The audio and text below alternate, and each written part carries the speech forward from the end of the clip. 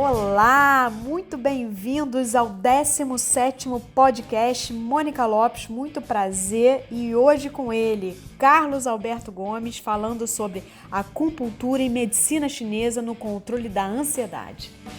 Mexo, remexo na Inquisição, só que já morreu na fogueira, sabe o que é ser gamão. A gente vai falar da acupuntura e medicina chinesa no controle da ansiedade, com um querido, assim, amigo, um cara que eu gosto demais, assim, das falas, do jeito de agir, que é o Carlos Alberto Gomes, né, que é acupunturista e psicólogo. Aê! Tudo bem? Alô, boa noite. Bem, deixa eu apresentar o Carlos Alberto Gomes, mais conhecido para mim como Carlinhos ou Carlito.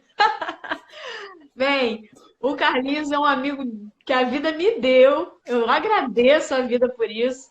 É um cara que me filma aí no YouTube, para quem quer conhecer agora, mas ele é assim, ele é muito talentoso, gente, de verdade. Ele é acupunturista, é psicólogo com uma experiência clínica de 15 anos, e ele utiliza não só a acupuntura, como a medicina chinesa, como um tratamento, uma ferramenta de tratamento para os pacientes, principalmente aqueles pacientes que têm ansiedade. E é sobre isso que a gente vai conversar hoje, acupuntura e medicina chinesa no controle da ansiedade. Eu acho, Carlinhos, que a tua fala hoje vai ser muito importante, porque não tem ninguém que nunca tenha sentido ansiedade. Então, fala um pouquinho para a gente aí de você, mais um pouco, explana isso, e fala um pouquinho também de como que a medicina chinesa pode ajudar na ansiedade.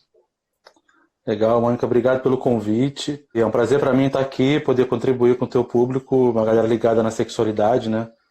Que eu também acabei tendo que estudar mais pelo contato que a gente tem, né? Com todos os vídeos que a gente já fez, com os podcasts. Eu sou psicólogo, né? Formado em 2003 pela UF, e eu fiz em 2015 uma pós-graduação em medicina chinesa e acupuntura, né? A acupuntura, ela é uma ferramenta, né, uma técnica, né, terapêutica da medicina chinesa. Tem várias outras. Moxa-bustão, né, tem ventosa terapia, enfim, muitas técnicas terapêuticas. A acupuntura é só, no Brasil, a mais conhecida, né? Então a gente acaba falando mais em acupuntura do que nas outras técnicas. Então, só para o povo entender, quando você vai ao acupunturista, na maioria das vezes, esse acupunturista também lança a mão de outras técnicas, né? E no meu caso, na clínica de psicoterapia, a acupuntura, tanto a acupuntura quanto as outras técnicas da medicina chinesa, me auxiliam muito, elas me dão alguns atalhos, né, para o trabalho da psicoterapia. O meu trabalho é quase que, diria, 80% com pacientes que têm demandas psi, né? Pacientes que chegam demandando já um acompanhamento psicológico, e eu ofereço a acupuntura, né, e o tratamento com medicina chinesa como uma ferramenta. Com relação à ansiedade, a gente vive uma sociedade ultra ansiogênica, né? É tudo muito imediato. A gente precisa de resultados, a gente discute muito isso nos nossos podcasts, né? E a gente está caminhando para uma coisa ainda mais ansiogênica, né? A nossa sociedade evoluiu para um formato de relacionamento, né, de interpessoal, que gera muita ansiedade. Por outro lado, nós, profissionais de saúde e pessoas que pensam a respeito disso, ficam correndo atrás, né, assim, tentando entender como pode fazer para ajudar as pessoas a se livrarem dessa coisa que é imposta, esse ritmo, né, super acelerado. Então, o que a acupuntura pode fazer, né? Como que a gente pode ajudar um paciente que tem um quadro de ansiedade patológico ou que ele identifique como um problema para ele? Sou ansioso, perco oportunidades porque sou ansioso, né? Ou desmancho namoros, perco relacionamentos, perco amigos, né? Porque sou ansioso, não consigo me controlar, sou impulsivo, ou enfim, não consigo ter um controle. Quando estou ansioso, não consigo relaxar para pensar e raciocinar. A medicina chinesa ela vai entender esse corpo, esse ser humano que chegou pedindo essa ajuda, como um todo, né? Como mente, espírito e corpo físico. A gente começa, né, fazendo uma anamnese muito detalhada. A ideia é entender esse todo, esse organismo completo, né, em que pontos, em que canais energéticos ele apresenta desarmonias. Porque a ansiedade, dependendo da origem ou das origens, elas podem estar relacionadas a alguns sistemas, né, que a gente chama de meridianos, né? São canais de energia, assim como a gente tem o sangue, né, que é levado a cada parte do corpo, desde a pontinha do dedo, né, até a cabeça e os órgãos internos. Onde tem sangue, tem energia, e vice-versa. E esse mapa, que a gente chama, né, de meridianos energéticos, eles nos dão sinais, né, físicos e emocionais de possíveis desarmonias. Então, o que um profissional faz, um profissional de medicina chinesa faz, quando alguém chega com uma demanda de ansiedade ou quando a gente identifica ansiedade, a gente busca a origem dessa ansiedade. Em que sistema desses canais, que são 12 os principais, uma dúzia, em que sistema essa ansiedade está aparecendo mais? Possivelmente, né, esse sistema ele abriga a origem dessa ansiedade. Eu vejo isso como muito interessante, o psicólogo ser acupunturista, porque esse encontro eu acho que deve ser extremamente interessante, principalmente para o paciente, porque tirar só dessa perspectiva ocidental e trazer uma riqueza oriental para esse tratamento, sabe? Buscando equilibrar as energias desse paciente, eu acho que deve ser muito interessante. Com o corona, você acha que você já sente, ainda pouco tempo, mas você já sente um aumento? Você faz atendimento online, por exemplo, onde você não poderia fazer acupuntura, mas você pode fazer algum conceito oriental no seu atendimento psicológico online, por exemplo? Eu faço sim atendimentos online. A gente tem alguns exercícios de respiração, né, de postura, que tem a ver com medicina chinesa e não exigem um contato físico.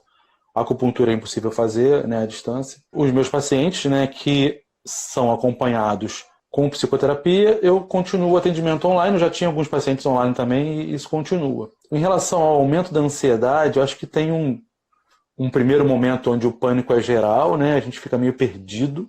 Mas eu notei uma coisa que eu até queria a opinião de outros psicólogos que pudessem estar ouvindo a gente. Eu acho que rola também uma coisa assim, agora tem um problema que assolou a todos e que é muito maior do que os meus.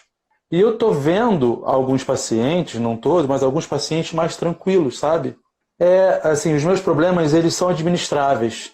Esse que a gente está vivendo não é. Então, acho que rola isso, assim, é uma espécie de confusão. Não sei o que vai acontecer no segundo momento, né? Porque a gente nunca viveu isso. Mas é uma ansiedade, eu acho que é diferente, sabe? A gente não sabe como vai ser o resultado dela. A gente não está sofrendo porque vai ser demitido ou porque vai terminar um relacionamento. A gente está sofrendo porque a gente não sabe o que vai acontecer. É uma ansiedade muito louca. A gente realmente não sabe. A gente tem um exemplo da China que viveu o que a gente está vivendo 3 meses atrás, só isso. O resto tudo está em curso, né? Então eu não sei, sinceramente, se a situação atual aumenta. Eu acho que é diferente, não dá para dizer se aumentou ou diminuiu. Mas de um modo geral, nós somos uma sociedade muito ansiosa, né? A gente come por ansiedade, a gente às vezes briga por ansiedade, ou não come por ansiedade, né? Enfim, uma série de coisas que a gente faz que não fazem muito sentido, né, para o nosso organismo, mas que a gente faz porque está ansioso. Então, acho que a gente tem um desafio grande pela frente aí com essa pandemia de entender uma nova configuração desses conceitos, inclusive o de ansiedade. A gente está ansiando por uma coisa agora totalmente nova. E a ansiedade também é um traço muito marcante nas pacientes que eu atendo com disfunção sexual, com dor na relação. Eu queria saber se a acupuntura tem eficácia nesse tipo de paciente, né? Paciente que sempre tem dor na relação sexual. Muito bom. De um modo geral, quando um acupunturista psicólogo ou não, quando a gente avalia um paciente, faz uma avaliação, um diagnóstico, a gente busca entender o quanto ansioso essa pessoa está. Porque vem uma carga de ansiedade quando você busca um profissional de saúde, porque não está sabendo lidar com uma disfunção, por exemplo, né? Você já tem uma carga de ansiedade, você já quer resolver aquilo.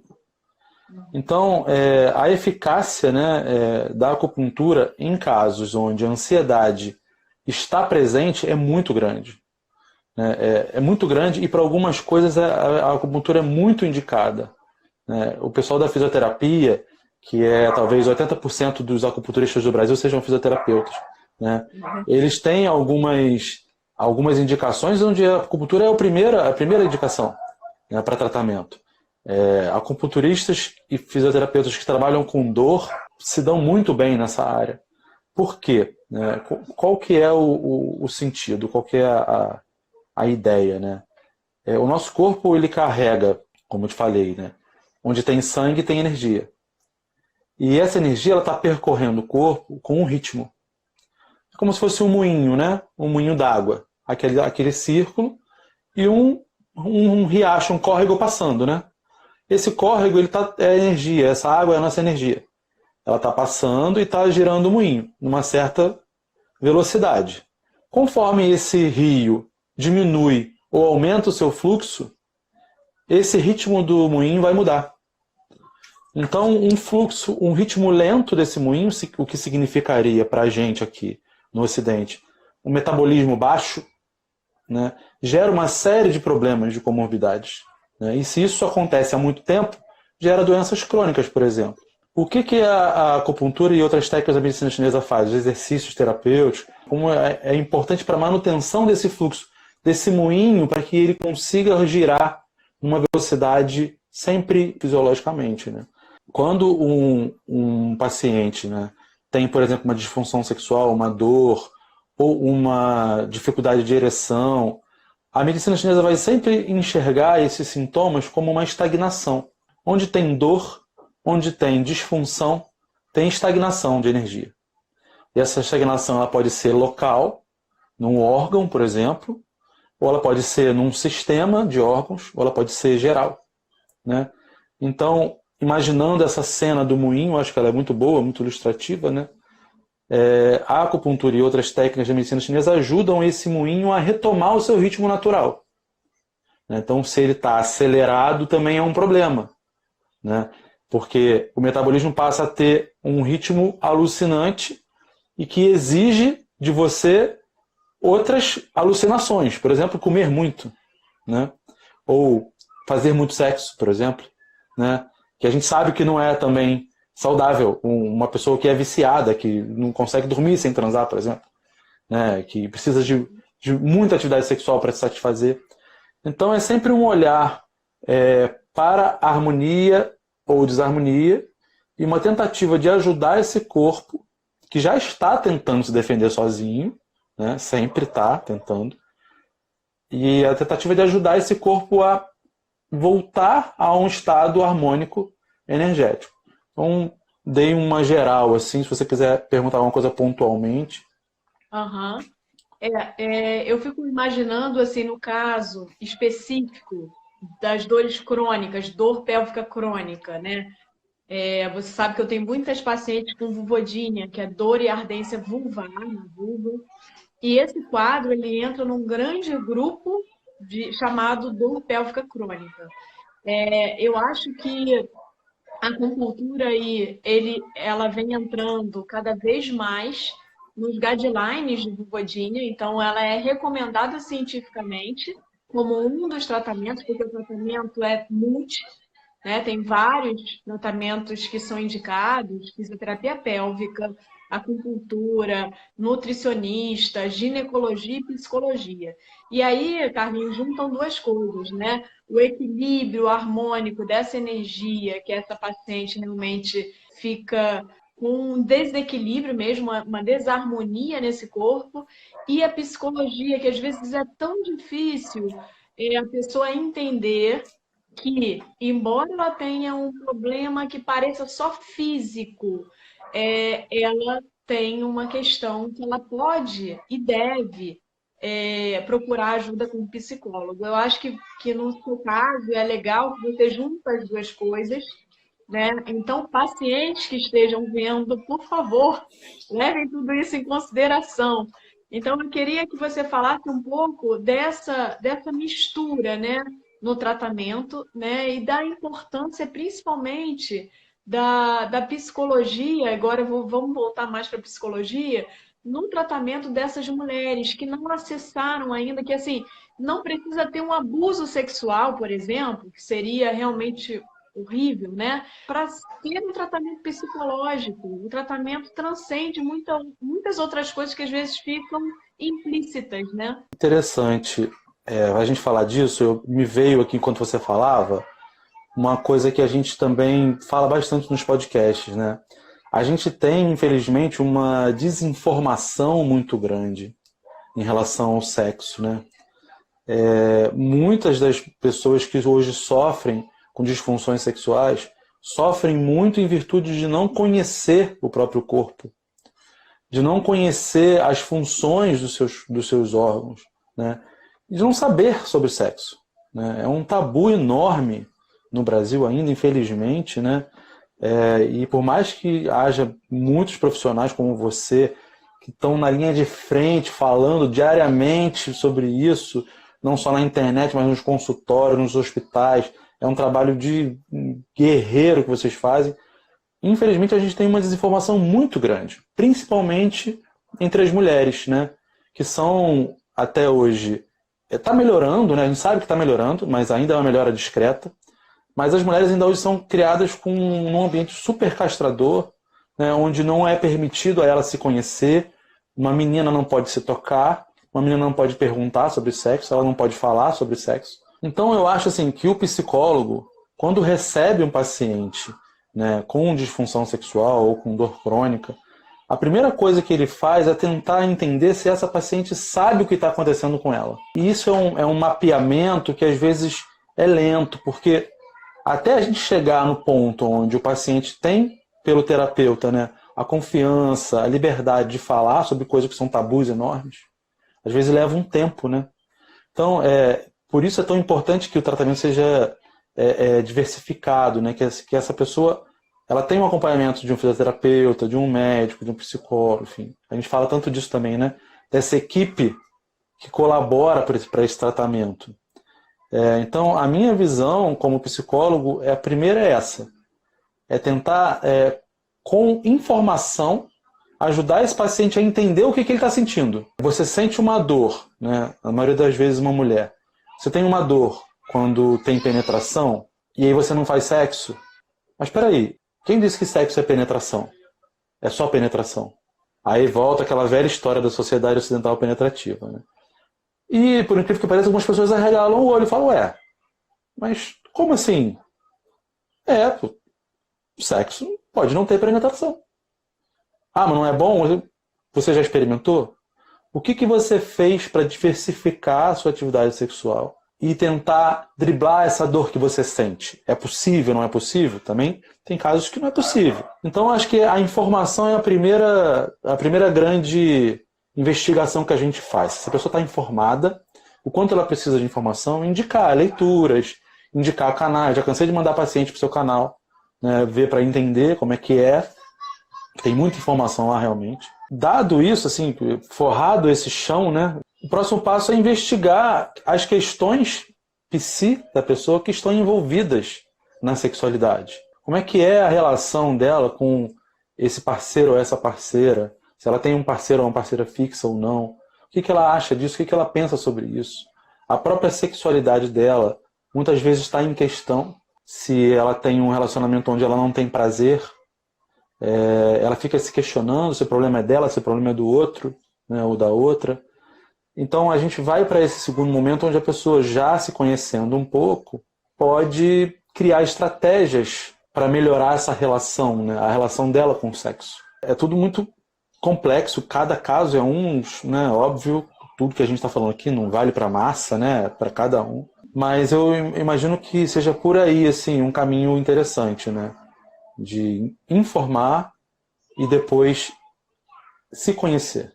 Eu acho que é a melhor alternativa mesmo, né? O que a gente vem fazendo, né, juntos, né, as áreas que são especializadas em sexualidade, as pessoas que são especializadas em sexualidade, eu acho que a gente fica tentando mesmo tirar essas pessoas desse recorte social onde tem que ter penetração, onde tem que ter performance, onde se pensa muito e se sente menos. A questão do toque, a questão sinestésica, ela está ficando muito para segundo plano, porque a exigência é tão grande. Você liga uma televisão, um filme, transar sempre é muito bom, né? E essas mulheres acham que ela primeiro, são ETs, né? Segundo, muitas delas demoram demais para receber o diagnóstico, e isso causa angústia e causa muita ansiedade, duplica essa ansiedade. Outras, quando vão, não recebem o acolhimento que devem receber, né? Que é o acolhimento de alguém que tem uma boa escuta, né? E que vai, mesmo que não sabendo exatamente o caso, mas que vai encaminhar essa mulher, não dizendo para ela aquelas frases que a gente costuma, né, Carlinhos, sempre falar. Ah, bebe um vinho.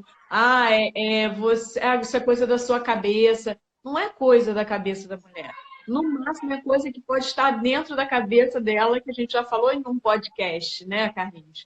Que realmente, gente, quem trabalha com sexualidade, agora um recado para o pessoal da área de saúde, que faça isso com muito amor e empatia, porque a gente tem do outro lado uma pessoa que está sofrendo muito, né? Então, acho importante. A gente falou da disfunção sexual, né?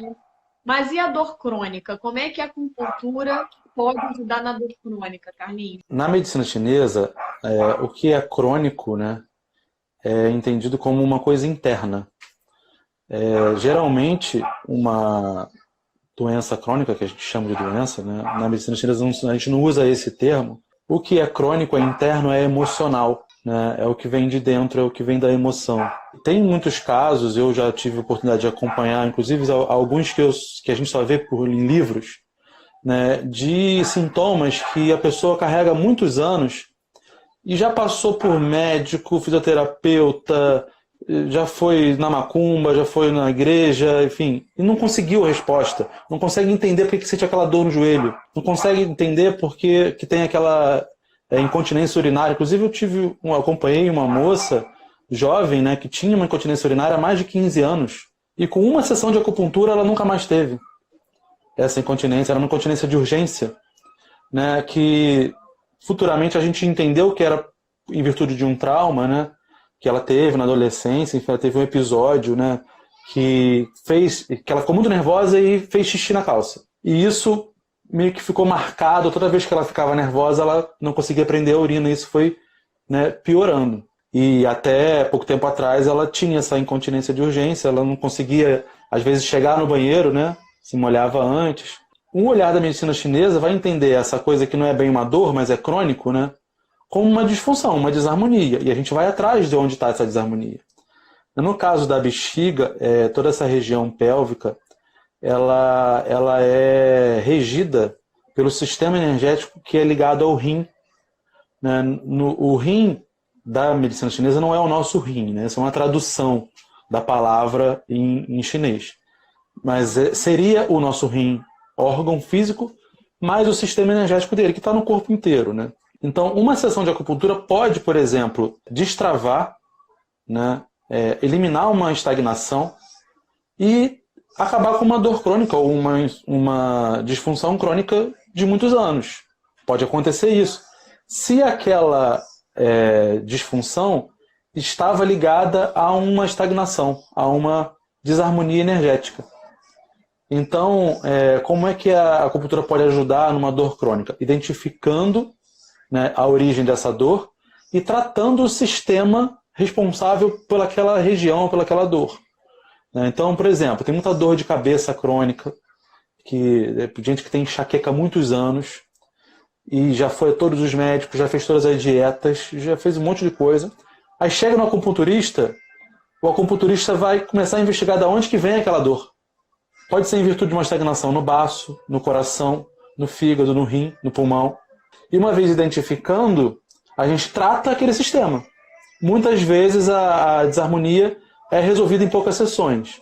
Então acho que a maior contribuição é essa, né? É uma abordagem diferente.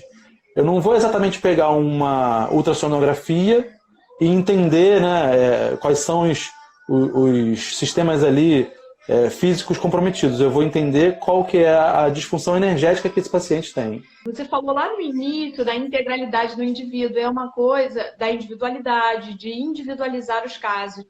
E, gente, acreditem, isso, a ciência está caminhando cada vez mais para a individualização, para o acolhimento, para a integralidade do indivíduo, porque nós não somos só físicos. Então, essa sua fala, Carlinhos, é perfeita, sabe? Somos seres biopsicossociais, produtos do meio que a gente vive, da cultura e tudo mais. Uma pessoa, eu sei que é difícil, uma pessoa que tem uma dor crônica, né? Então, exemplo, uma dor de coluna, que é uma coisa muito comum, uma dor de coluna crônica há anos, né? É muito difícil para essa pessoa entender que quanto mais baixa astral ela fica, mais esse ciclo ele é alimentado. Então, mais você vai vendo as coisas como catástrofe, você fica evitando o movimento, você fica evitando qualquer coisa, né, para isso. Pode falar, Carlinhos. Legal você falar disso, que tem uma coisa na medicina chinesa que explica isso muito bem, né? O nosso organismo, ele transforma matérias-primas em energia, né? Tem duas fontes de energia para a medicina chinesa. Uma que é vital, é pré-natal, a gente herda dos nossos pais. Então, no momento da formação do embrião, do novo indivíduo, a energia do pai e da mãe, tal como eles estão naquele momento, é transferida para o bebê, para o novo ser, né? Essa energia pré-natal, que a gente herda e não produz mais.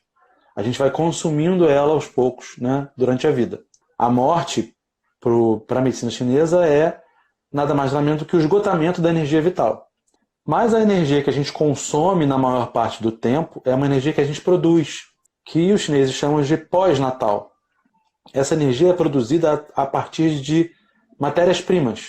O nosso organismo transforma em energia algumas coisas, como os alimentos, a água, o ar que a gente respira.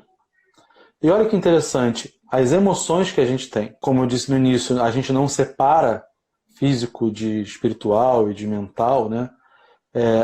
O emocional, que a gente chama de emocional, não existe doença emocional. Todas as doenças são emocionais. Não existe algo que não seja emocional. Por isso não tem separação. Então, se você, por exemplo, se aborrece na hora do almoço, com certeza você vai ter algum problema de digestão. Você pode até não sentir. Muitas vezes a gente sente. Quem almoça vendo, por exemplo, notícia ruim, e isso te abala, muitas vezes você vai ter uma azia, uma indigestão, uma dificuldade de digerir. Por quê? A energia que estava canalizada para a digestão foi dispersa para outras coisas. E você está se sentindo incomodado com aquilo. Você está aborrecido, você brigou com alguém, ou você está triste. Muitos sintomas de digestão, né, são em função de uma baixa, né, nessa emoção, numa emoção ruim, quando você estava almoçando, por exemplo. Isso vai interferir no sono, vai interferir no seu trabalho, na sua relação.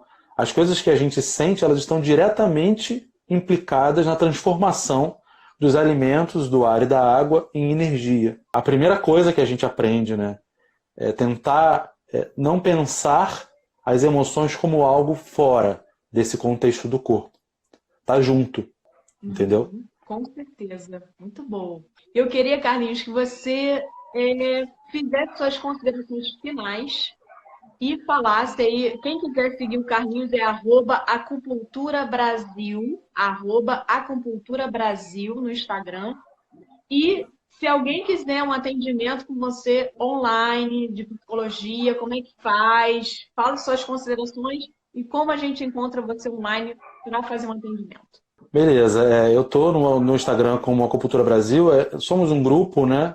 Eu acabo botando a cara mais, mas a ideia é que outras pessoas apareçam ao longo do tempo. E eu também respondo lá os directs. Se você quiser falar comigo, pode ir no Acupuntura Brasil. A gente está fazendo uma série de lives, né? Todo mundo está fazendo, que bom, né? Olha quanto conteúdo a gente está.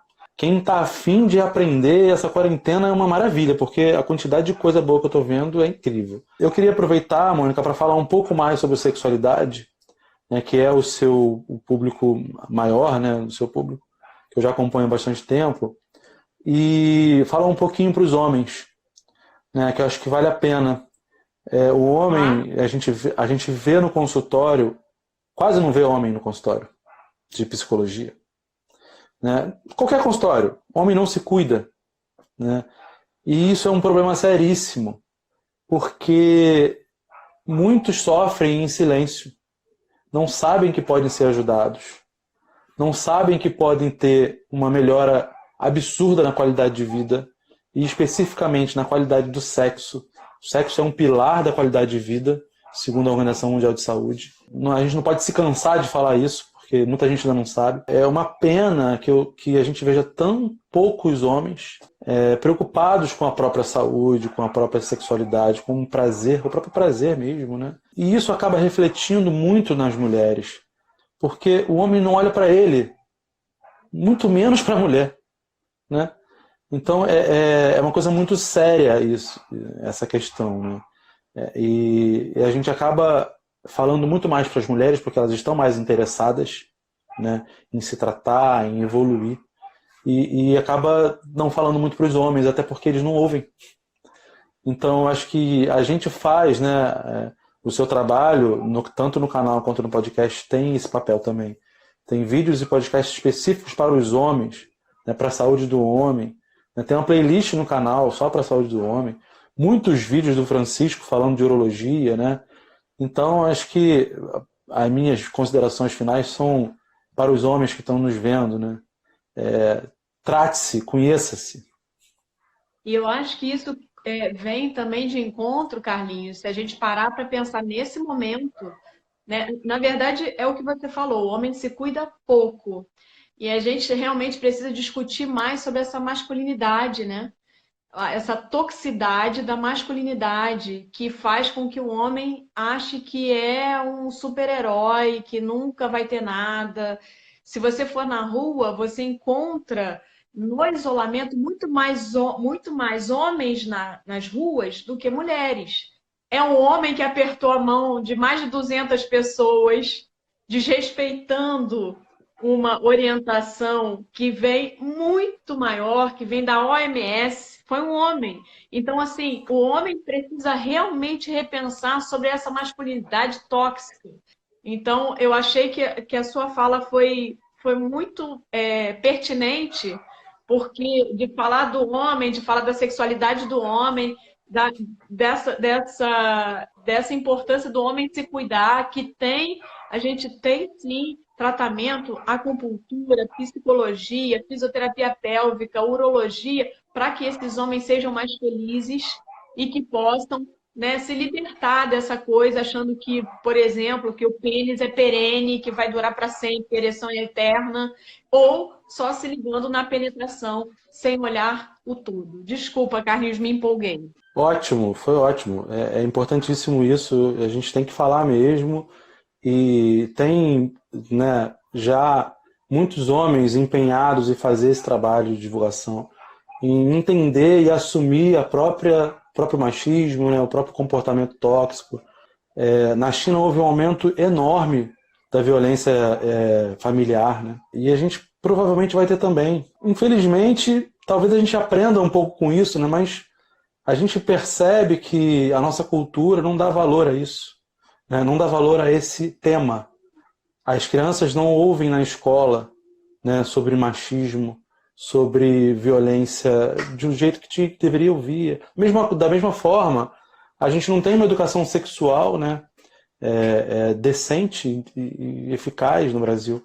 A gente está um pouco longe de alcançar um lugar aceitável para isso, mas a gente continua na luta, né? O que a gente pode fazer, a gente faz. Exatamente. Eu te agradeço por estar nessa luta também. Eu quero agradecer, né, pelo convite. É muito legal para mim poder falar com o seu público.